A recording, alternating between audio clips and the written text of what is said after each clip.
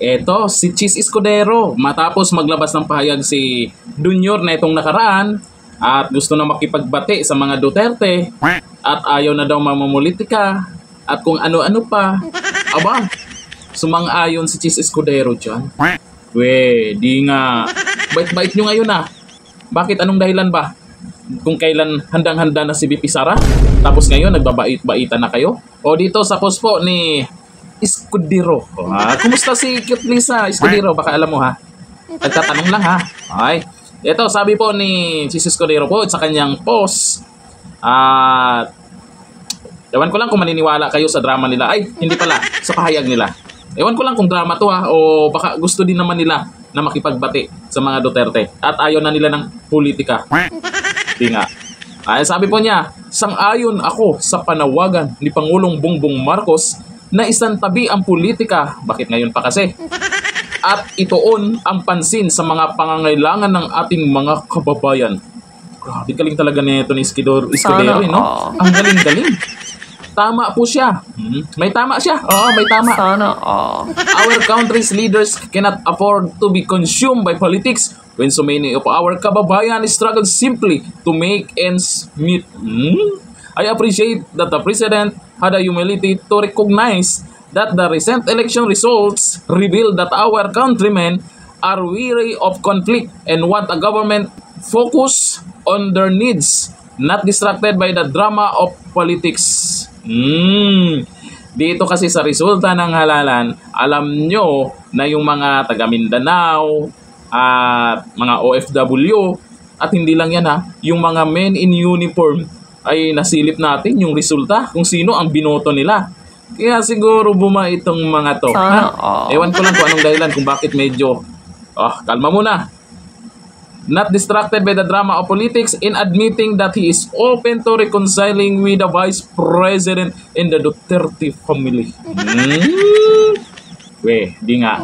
Malinaw po ang mensahe ni Presidente. Now is the time to build bridges, not burn them. Ngayon pa, nakatatlong taon na. We owe to our people to rise above division and do better. Ang galing talaga no? Ang galing talaga na ito ni Escudero no? Ang galing-galing. Together for the sake of our nation. Tagam. Nakita nyo naman ang resulta ng halalan. Pero bakit bigla kayong nagkaganyan? Bait-baitan? O tactics lang? Ano kaya ang plano ng mga to? Kasi, ewan ko kung nag-uusap ba tong mga to. Kasi, nung naglabas ng video si Junior nakaraan na tungkol po doon sa makikipagbati sa mga Duterte, di ko lang alam ha kung scripted yon o galing mismo sa kanya. Tapos dito naman kay Escudero, di ko lang alam kung ito yung plano nila o sa loobin lang din ito ni Cheese Escudero or opinion niya or hindi ba sila nag-uusap? Tanong lang ha.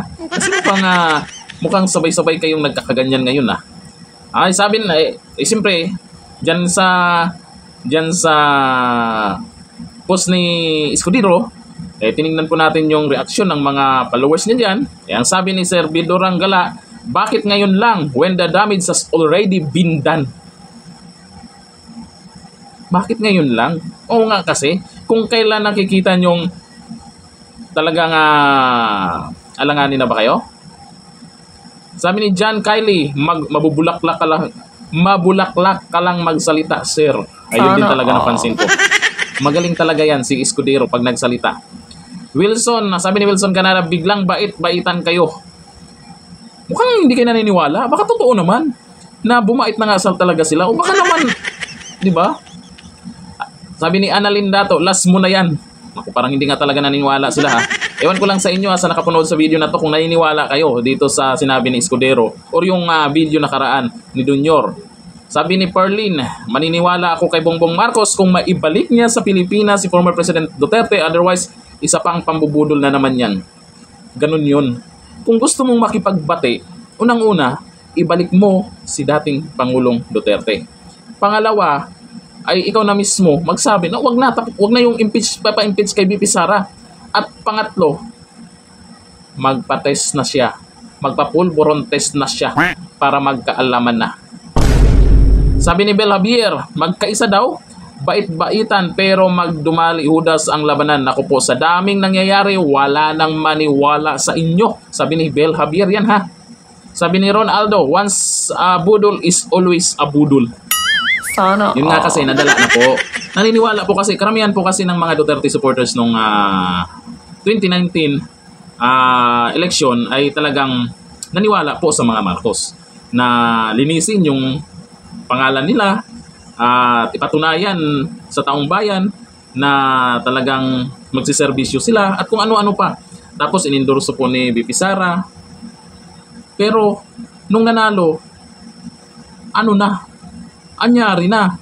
Tapos may mga malulupit pang mga naganap. Ang pinakamatindi talaga ay yung si Tatay Digong ay sinurrender or pinayagan na madala sa ICC. Kung ikaw Pangulo, may karapatan ka rin, napigilan talaga yan. Yun nga lang, bubulahin pa ba yung mga Duterte sa ganyan na makipagbati or kung ano? Mukhang yung sinasabi nila at sa action nila, mukhang malayo Kasi kahit sino naman, kung gusto mong makipagbati, yung ginawa mong hindi nagustuhan ng mga Duterte at sa mga Duterte supporters, ituwid mo. Maraming nagalit doon sa pagpapadala niya kay dating Pangulong Duterte sa ICC. Kung gusto makipagbati, ibalik mo. Yan talaga ang number 1 na dapat gawin kung seryoso na makipagbati at ayaw ng gulo. Kasi dito sa nangyayari, marami talagang hindi naniniwala. Mismong sa post ni Escudero yan maraming nag-comment na bakit ngayon lang? Kung gusto makipagbati, bakit ayaw pa magdesisyon ng Pangulo na pauwiin yung isa, tapos yung impeachment, wag nang tutukan yan, wag nang ituloy yan kasi may maraming kailangang gawin, trabaho, may mga dapat gawin pa, unit team dapat, mga ganun siya na mismo ang gumawa, hindi yung puro lamang salita. Itong si Escudero kasi maraming nagagalingan dito kung paano magsalita to. Kahit ako magaling talaga to. Pag nagsalita siya, pati dito sa post niya, ang galing-galing. Sana ang galing. Baka naman Escudero, bago ka sumang-ayon or maniwala din dyan sa kay Junior, baka naman pwede mong bulungan na iuwi na si Tatay Digong para hindi nagalit yung mga tao. Oo, wag na yung impeach para hindi magalit yung mga tao, para maniwala sila na totoo yung pakipagbati ninyo. Ganun. Hindi naman siguro tong mga marunong naman siguro mag-isip yung mga Duterte supporters O hindi naman kagaya sa mga trolls dyan na kahit anong gawin mo, trolls pa rin yan. Yung mga Duterte supporters, mga organic yan. Kaya kung nasaktan ang mga yan at bubula-bulahin nyo na naman at naranasan na nilang mabudol at gusto nyong budulin pang muli, ewan ko lang kung maniniwala pa sa ganitong paraan Yung puro salita lang, puro ganito lang, pambobola lang, pero kulang sa gawa. Gawa mo na para makita kung seryoso kayo dyan Ganito na lang. Thank you. Bye-bye.